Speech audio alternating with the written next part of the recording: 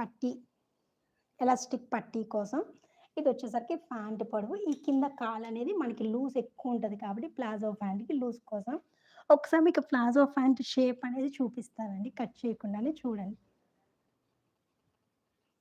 ఇది ఆల్రెడీ నేను స్టిచ్ చేసుకున్న ప్లాజో ప్యాంట్ అండి. ఇది నేను నేను స్టిచ్ చేసుకున్న ప్లాజో ప్యాంటు. ఒకసారి మీకు చూపిస్తున్నాను చూడండి.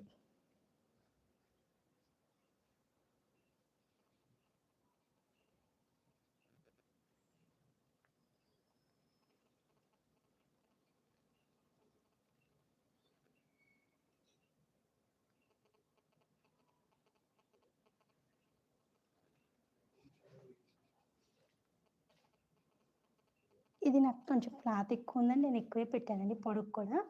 యాక్చువల్‌గా అయితే ఇంత పొడవు అవసరం లేదు. ఇక్కడ నేను 3½ పెట్టుకున్నాను. అందుకని ఇక్కడ కొంచెం మీకు ఎక్కువొచ్చింది.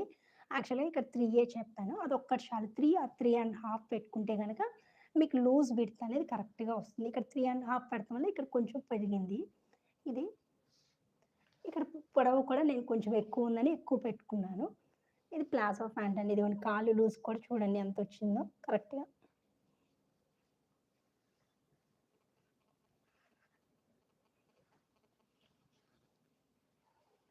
కాళ్ళు లూజ్ చూడండి ఇదిగోండి.